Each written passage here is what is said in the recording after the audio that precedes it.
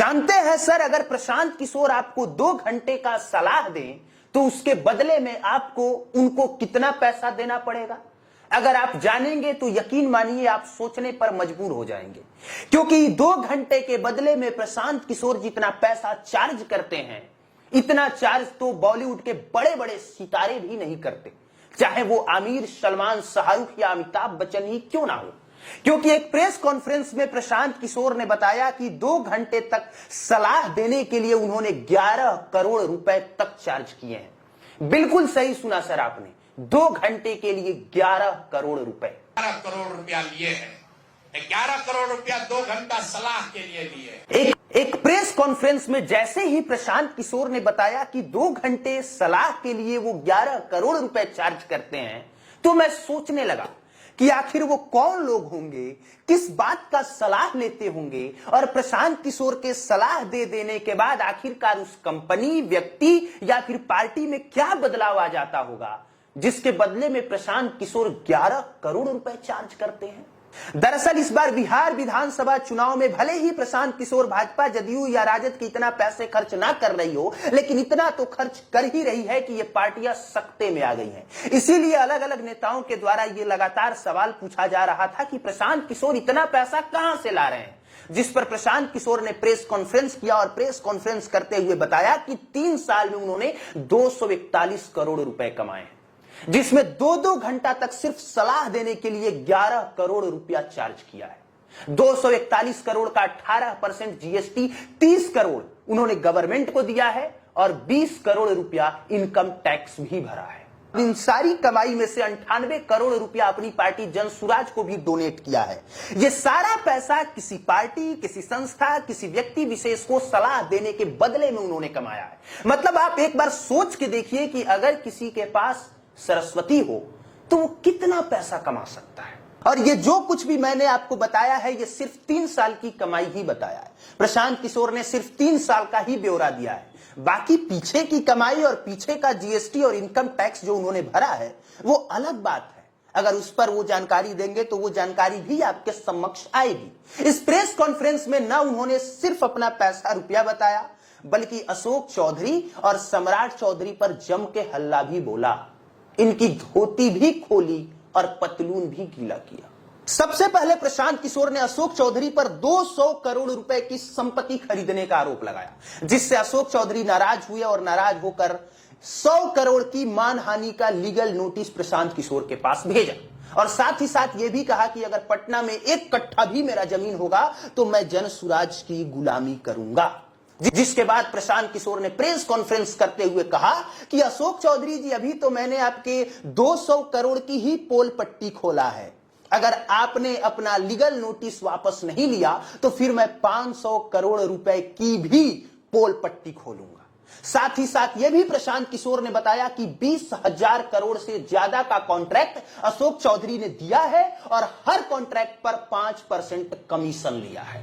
सबसे पहले आप कॉन्ट्रैक्ट का खेल समझिए। जब भी कोई सड़क या किसी भी योजना के लिए पैसा पास होता है तो किसी ना किसी कॉन्ट्रैक्टर को वो कॉन्ट्रैक्ट दिया जाता है कि ये काम तुम करो। अब जो नेता होगा, जाहिर सी बात है, XYZ जो भी उसका मनपसंद कॉन्ट्रैक्टर होगा उसी को कॉन्ट्रैक्ट देगा और उसके बदले में वो कुछ परसेंट चार्ज करता है। वो इसलिए कि X को ही हम क्यों वो कॉन्ट्रैक्ट देंगे, Y को क्यों नहीं देंगे, Z को क्यों नहीं देंगे। तो जो सबसे ज्यादा परसेंटेज में हमको पैसा देगा, हम कॉन्ट्रैक्ट इसी को, उसी व्यक्ति को देंगे।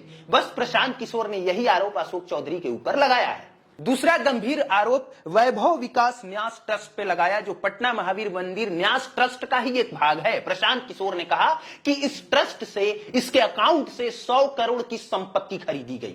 जब तक से इसको कुणाल जी संभाल रहे थे, आचार्य किशोर कुणाल संभाल रहे थे, तब तक इस ट्रस्ट से कभी भी 10 करोड़ से ज्यादा की खरीदारी नहीं की गई।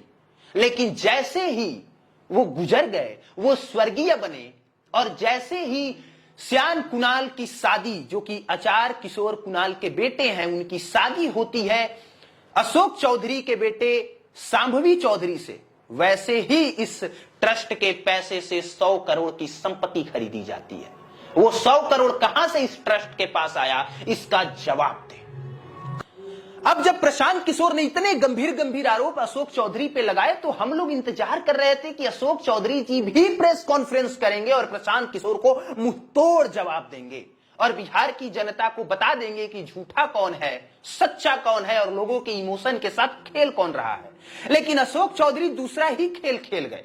एक्स पर उन्होंने ये ट्वीट कर दिया और ये लिखते हुए कहा कि ना ना ना, हम जनता की अदालत में ये सब नहीं बताएंगे, हम अदालत में ये सब बताएंगे, मतलब अदालती लड़ाई लड़ी जाएगी, ये सब जनता को नहीं बताया जाए। बिहार के वर्तमान उप मुख्यमंत्री सम्राट चौधरी के ऊपर लगाया, लगाते हुए कहा कि सम्राट चौधरी को न सिर्फ अपने पद से इस्तीफा देना चाहिए बल्कि इनकी तत्काल गिरफ्तारी होनी चाहिए, क्योंकि सन 1995 में तारापुर में जो 6-7 लोगों की हत्या हुई थी उसके अभियुक्त सम्राट चौधरी जी भी थे।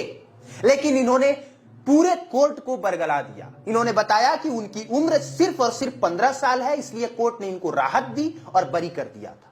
अब सोचने वाली बात यह है कि अगर 1995 में सम्राट चौधरी सच में सिर्फ 15 साल के थे तो फिर 2020 में इलेक्शन कमीशन को जो इन्होंने एफिडेविट दिया है उसमें अचानक से इनकी उम्र 2020 में बढ़ के 51 साल कैसे हो गई? और अगर 2020 में इनकी उम्र 51 साल है तो फिर 1995 में इनकी उम्र लगभग 26 साल होनी चाहिए। अगर उन्होंने यहां झूठ बोला तो इनकी गिरफ्तारी होनी चाहिए, और अगर इन्होंने इलेक्शन कमीशन को झूठ दिया है, झूठ परोसा है, तो भी सम्राट चौधरी को अपने पद से इस्तीफा देना चाहिए। कोई एक जगह सम्राट चौधरी तो गलत जरूर है। अब चाहे वो गलत उस समय रहे हो जब तारापुर में मर्डर हुआ और उसमें सम्राट चौधरी को अभियुक्त बनाया गया, या फिर सम्राट चौधरी तब गलत रहे हों जब इन्होंने इलेक्शन कमीशन को अपना एफिडेविट दिया और बताया कि 2020 में इनकी उम्र 51 साल है। अब सोचने वाली बात यह है कि सम्राट चौधरी वहां गलत है या यहां गलत है, या सम्राट चौधरी दोनों जगह गलत है।